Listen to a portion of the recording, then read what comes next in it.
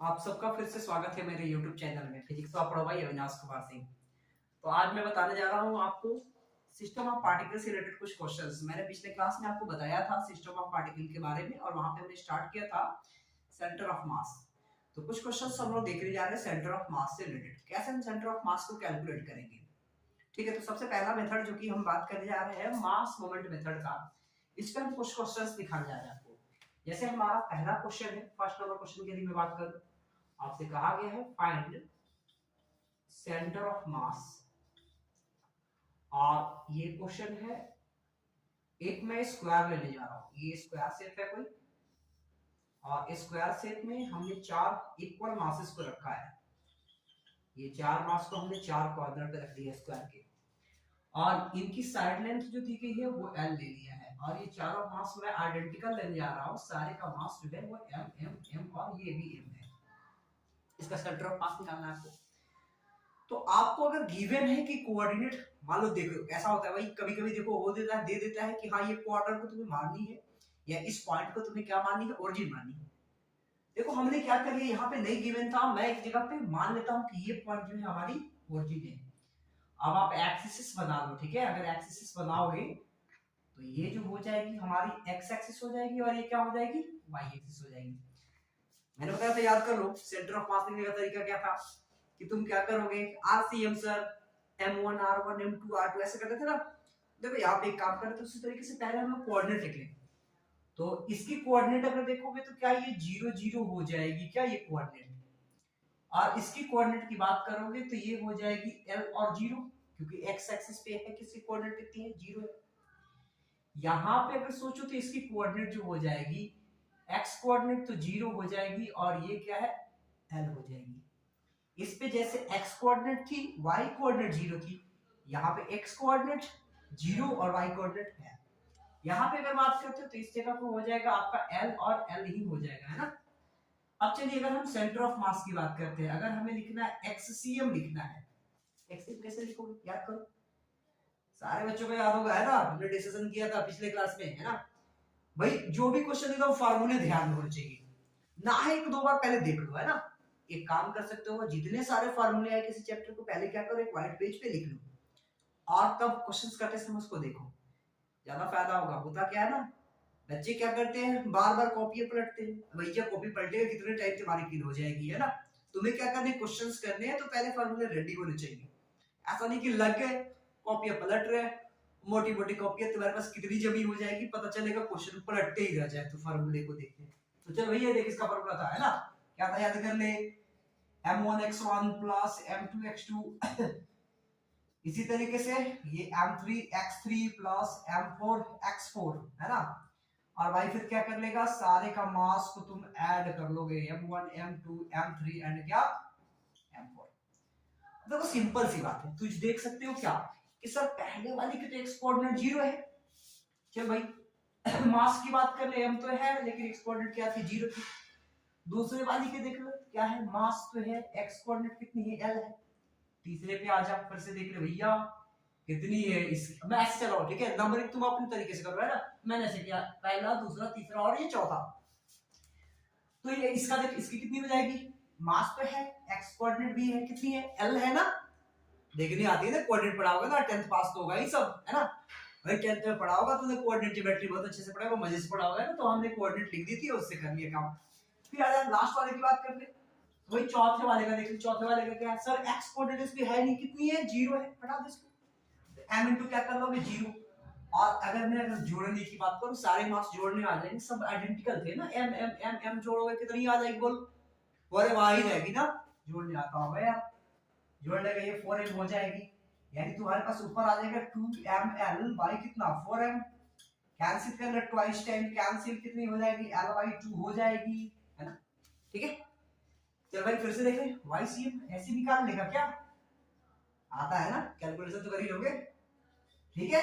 m1 y1 m2 y2 m3 y3 and क्या m4 y4, फिर से जोड़ लो कितना, सर वही value m1 plus m2 plus m3 plus m4।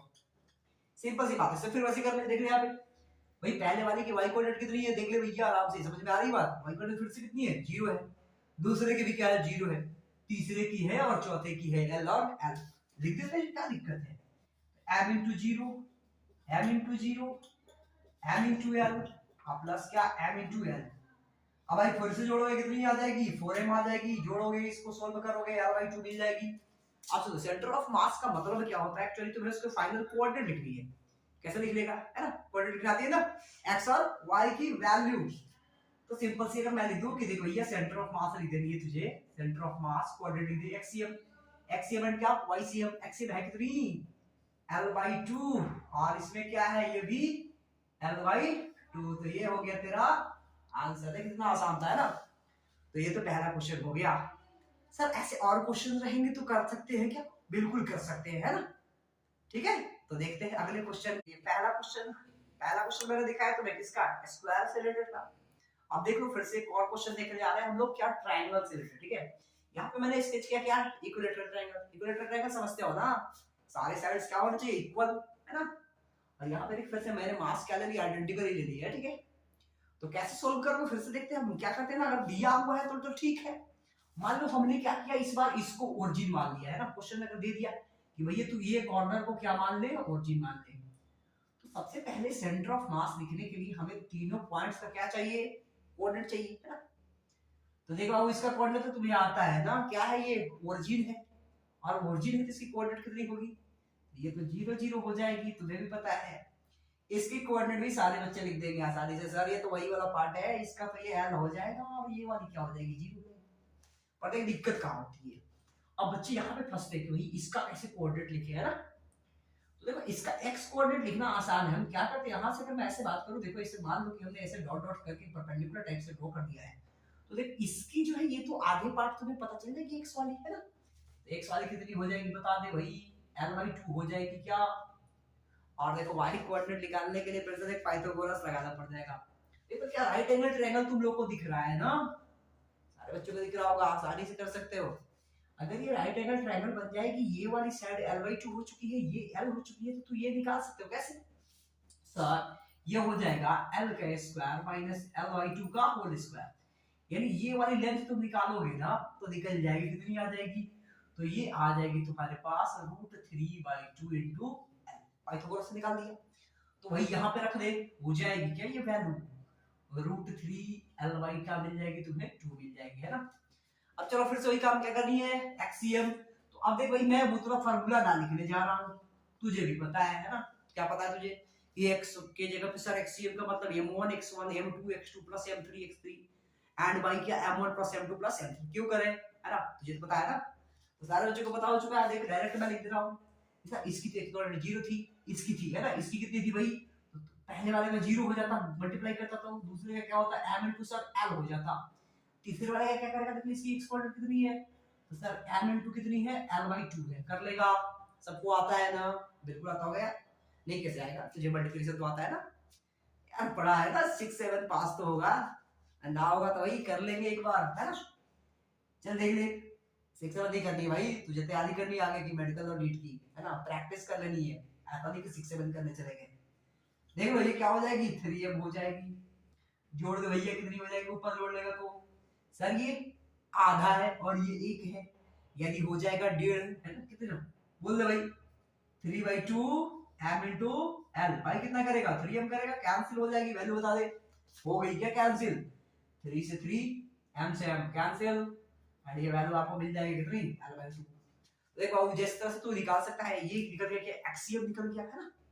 अब आ जा YCM भी निकाल लेनी है, आसान तरीके से निकाल लेगा, फिर से वैसे निकाल दिया जाए, क्या लिखेगा, YCM जो हो जाएगी ना सर, ये पहले का तो 0, दूसरे का भी 0, तीसरे का सिर्फ निकलेगा पहले का करेगा 0, ये मल्टीप्लाई करता ना m1y1 m2y2। तो आप देख रहे तुझे ये फार्मूला तो याद ही हो जाना चाहिए, अब याद हो गया होगा मुझे लगता है ना।